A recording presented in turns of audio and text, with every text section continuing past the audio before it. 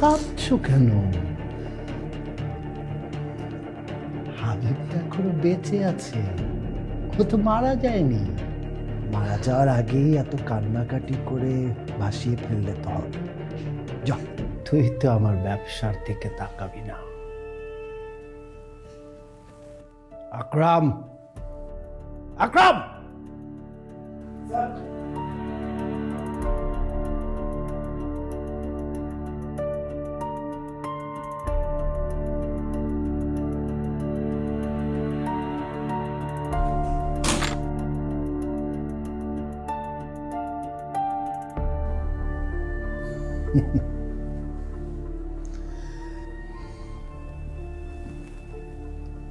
আকরামকে সাথে নিয়ে এসেছি। ও শুটার, টাকার বিনিময়ে মানুষ খুন করে।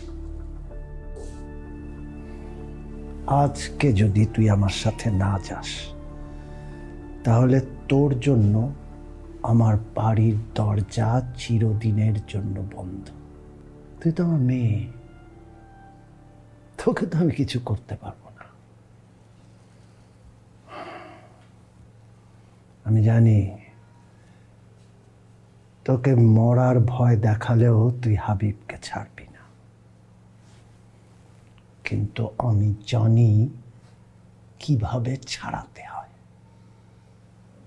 তুই যদি আমার সাথে না যাস, তাহলে আকরাম হাবিবকে মেরে দিবে। ওকে শেষ করেই আজকে এখান থেকে যাব। বাবা, তুমি এটা করো না প্লিজ। তুমি এটা করতে পারবে? আমি কি করতে পারি আর কি করতে পারি না,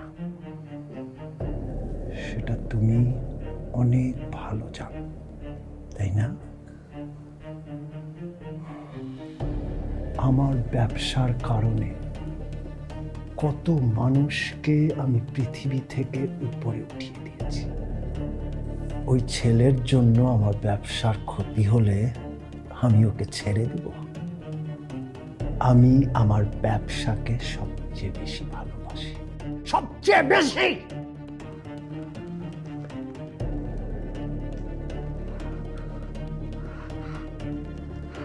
বাবা, বাবা, তুমি তুমি হাবিবকে কিছু করো না বাবা প্লিজ। আমি তোমার কাছে হাত জোর করে রিকোয়েস্ট করছি, আমি তোমার সাথে চলে যাব বাবা। তুমি হাবিবকে কিছু করো না প্লিজ। গুড গার্ল, এখন যাও, গিয়ে ওর থেকে সুন্দর করে বিদায় নিয়ে এসো। আমাদের মধ্যে কি কথাবার্তা হয়েছে এগুলা যেন ও জানতে না পারে। আর আকরাম আশেপাশেই থাকবে। হ্যাঁ, যদি তুমি আমার সাথে না যেতে চাও, তাহলে তো জানোই, আহা, এত সুন্দর ছেলেটা এত অল্প বয়সে।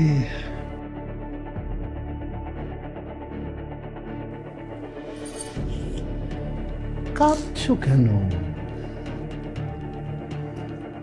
হাবিব তো এখনো বেঁচে আছে, ও তো মারা যায়নি।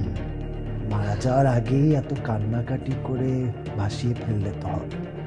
যা, সুন্দর করে ওর থেকে বিদায় নিয়ে এসো, আমি অপেক্ষা করছি। যাও,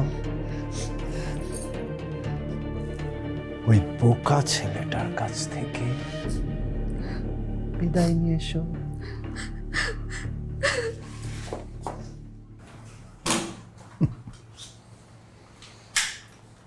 স্যার, ফুল লোডেড আছে স্যার, এটাকে আর ইউজ করুন না। দেখা যাক, দেখি কি হয়। ঠিক আছে স্যার।